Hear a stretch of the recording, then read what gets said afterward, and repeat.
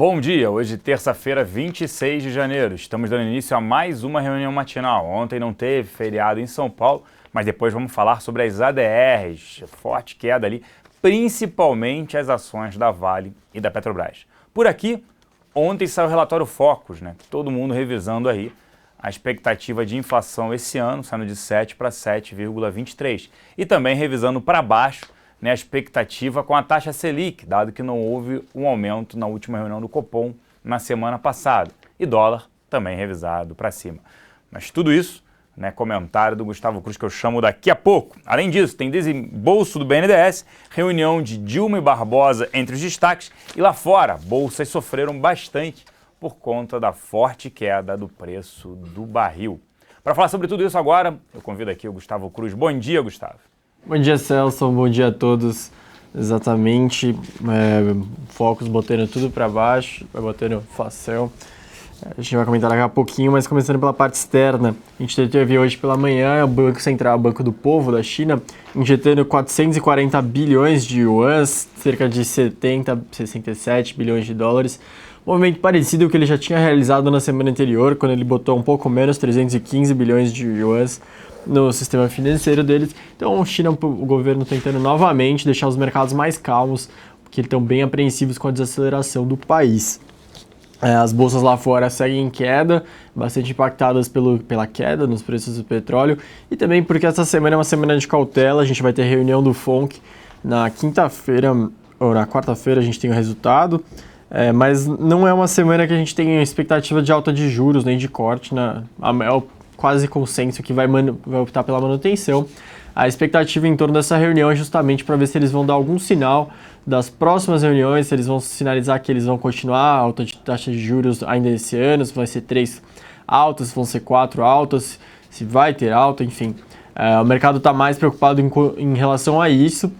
E também a gente tem a reunião do Banco do Japão, e por lá a expectativa é justamente no sentido contrário. O mercado aguarda que o Banco do Japão anuncie algumas medidas ou amplie o pacote de estímulos monetários, amplie a quantidade total de compra por ano por lá.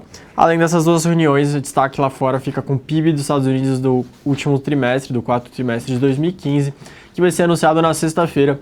E aí ele traz aquela coisa de que se o PIB for um resultado for melhor do que o esperado, ou corresponder, for forte, o mercado então vai associar isso a uma maior probabilidade de que o Banco Central de lá suba mais vezes os juros ao longo de 2016. Se o PIB for decepcionante, é justamente o contrário, então o mercado vai associar isso com uma menor probabilidade, vão encarar que o Fed pode ter feito uma decisão antecipada, não deveria ter feito tão cedo essa decisão de subir juros.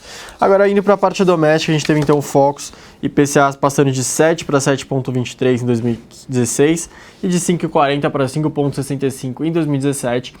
Isso bem influenciado pela não elevação da taxa de juros na semana passada pelo Banco Central brasileiro.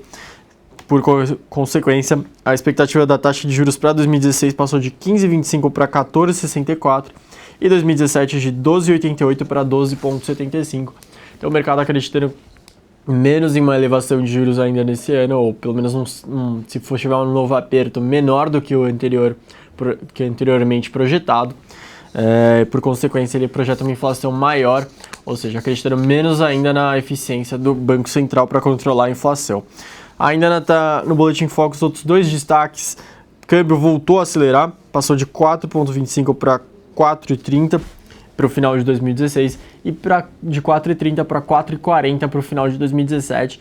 Então, os principais analistas acreditando em uma desvalorização ainda maior da nossa moeda para os próximos anos. Um último destaque antes de devolver para o Celso: a gente teve hoje também uma divulgação pelo Estadão, todos os jornais mostraram, BNDES recuando de 28% em desembolsos no ano de 2015, a queda é a maior desde 96, então uma queda bem forte, e a expectativa é que para 2016 também siga em queda, porque foram aprovados 109 bi de financiamentos e as consultas atingiram 124 bi, o tombo foi 47% na comparação desses números. em termos nominais em relação ao ano anterior. Então a expectativa do mercado é que novamente o BNDES siga desembolsando menos e mostrando uma atividade cada vez mais fraca. Agora sim, devolver para o Celson. A gente se vê novamente amanhã aqui na Infomoney. Hoje pela manhã está tendo reunião entre a Dilma e o Nelson Barbosa, então fica atento o que vai sair disso, se vai sair algum anúncio esperado que quinta-feira eles anunciem novas medidas de estímulos para a economia. Com você, Celso. Obrigado, Gustavo. Por aqui os locais terminaram o dia net vendedores em quase 15 milhões de reais na sexta-feira. Destaques na compra para JBS, BVMF, BB Seguridade. Destaques na venda para Cielo, Brasil Foods, Vale 5 e Vivo. Nas duas pontas, Bradesco, Ambev, Cetip, Itaú e Petro 4. Os estrangeiros terminaram o dia net comprados em 6 milhões de reais. Destaques na compra para Itaú, Brasil Foods, JBS, Bradesco e Fibra. Destaques na venda para Vale 3, TIM, Ultrapar e Banco do Brasil. Nas duas pontas, Petro 3 e 4, Croton, Pão de Açúcar e Ambev. O desempenho nas EDRs, como eu citei ontem, as maiores quedas foram para Petro PN, queda de 5%, é a PBR/A, e também para Vale 3, com queda de 5,3%. A Vale 5 apresentou queda de 4,2%, GGBR 4, queda de 4,4%, Cosan Limited, queda de 4,3%. Essas foram as principais quedas das ADRs, as empresas brasileiras listadas em Nova York. Petrobras, hoje, segundo a Reuters, a agência de notícias, a Petrobras deverá vender, espera vender o seu ativo Braskem na sua totalidade ainda no primeiro semestre desse ano. A empresa vai fazendo desinvestimentos, mas mesmo assim gera motivos de preocupação, porque ela vai vender empresas que geram caixa, então a geração de caixa dela tende a se reduzir. Esse é outro ponto que preocupa a companhia. Fora isso, a gente segue cético por conta do preço do barril em queda e o dólar em alta. A companhia possui 506 bilhões de reais de dívida total, sendo 73% atrelado à moeda estrangeira. E não possui hedge para isso, proteção. É que a gente sempre recomenda aqui nas nossas carteiras. Então a gente segue cético recomendando short em Petro. Na Vale, a interdição no Porto de Tubarão, que havia ocorrido na quinta-feira da semana passada, o escritório Sérgio Bermudes conseguiu reaver, digamos assim, as exportações da companhia, que opera ali minério próprio, exportando ali para a China. Isso aí, não foi por isso que as ações sofrem muito mais por conta da desaceleração chinesa. A gente segue cético também com Vale, que faz parte da nossa carteira short. Agora, Banco do Brasil, mudanças no Conselho de Administração e Diretoria. O banco anunciou algumas mudanças aí na administração, no Conselho de Administração e também na diretoria. No setor financeiro de bancos, a gente prefere exposição a Itaú, que negocia múltiplos baixos, mesmo que a gente coloque um elevado nível de inadimplência e também o não pagamento por parte de algumas empresas de crédito, mesmo assim estaria negociando a um nível baixo e vale a pena o investimento, dentre poucos ativos que a gente recomenda exposição.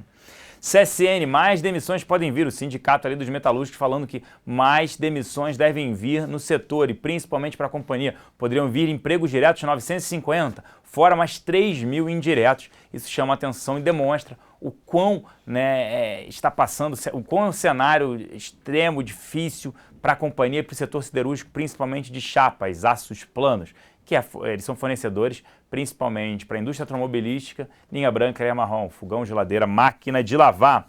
Eletrobras, enfim, o aumento de capital. Segundo o jornal o Globo, informações sobre o aumento de capital entre 6 bilhões a 7 bilhões de reais que o governo teria que colocar na companhia. A gente já falou sobre isso, e a próxima seria Petrobras. Agora vamos ver como é que o governo vai fazer em relação a isso. Em relação à Eletrobras, o volume é menor. Em relação à Petrobras, o volume é muito maior. Em relação voltando a falar de Eletrobras, a gente já destacava isso, a empresa precisaria. A geração de caixa chegou a ser negativa em alguns trimestres, O EBITDA dela, o resultado operacional negativo, impressiona isso, a gestão na companhia. A gente segue com ela na nossa carteira short Eletmeia. Ações contra o Pão de Açúcar, a Cenova, seu braço ali de e-commerce.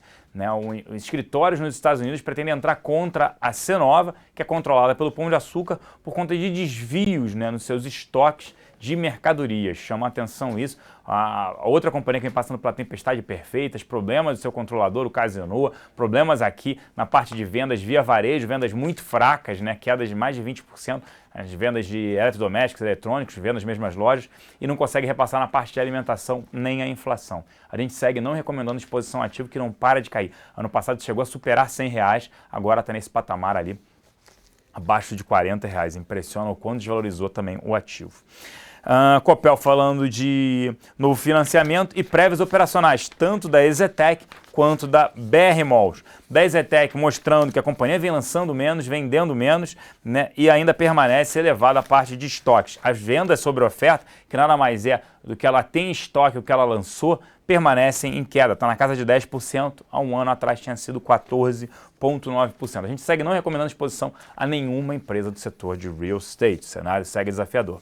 BR Malls reportou ali um vendas de mesmas lojas ainda abaixo, né, 0,9%, ou seja, bem abaixo do que foi a inflação, não conseguindo mostrar um desempenho positivo nas vendas de mesmas lojas. Né? 0,9% quando você olha o crescimento real, né, muito ruim, acaba sendo bastante negativo. E eles falam que o indicador reflete a deterioração do cenário macroeconômico somado a uma forte base de comparação com o quarto trimestre de 2014, na comparação anual. A inadimplência ficou controlada, 1,9%, baixa no quarto trimestre, menor do que foi no terceiro tri, e ela falando que o segmento que apresentou crescimento, a gente já vem destacando aqui, é o segmento de lazer, que teve um desempenho acima dos demais, com alta de 10,3%. População ainda saindo, né, para ir ao shopping. A gente fala sobre que o shopping é a resolução do caos urbano, segurança, ar-condicionado, e ainda frequentando o lazer. Mas isso já nesse ano tem diminuído, tem apresentado uma queda. Já em 2015, o fluxo de pessoas em shoppings tem diminuído. As pessoas agora estão abdicando mesmo do lazer, reduzindo a praça de alimentação, por exemplo, aí da restaurantes, cinema, lazer, e também por conta do fluxo. O fluxo está 4% menor em janeiro em relação a janeiro do ano passado. Isso demonstra um motivo de preocupação, o quanto a desaceleração econômica está batendo aí por conta da renda menor disponível, por conta de inflação, desemprego, e isso vai permanecer. A gente não recomenda exposição a nenhuma empresa de shopping center, tá? E a Tereoeste falando sobre o laudo de avaliação. Ela já havia feito uma oferta na casa de R$65 para fechamento de capital. O laudo de avaliação ficou entre 56 e 61,60, mas mesmo assim eles falaram que vão manter a oferta a R$65. Na semana passada, os destaques da nossa mesa de aluguel foram Lame 4, Gol, Cetip, Petro 3, Vale 3, Klabin 11, Natura, Marisa, CSN, Itaú e CCR. Eu vou ficando por aqui e hoje lembrando que nós não temos o nosso XP Connection, nós temos sim Batalha do Século, eu e Fernando Góes, a partir das 11h30. Um grande abraço, uma grande semana a todos e até às 11h30. Até lá.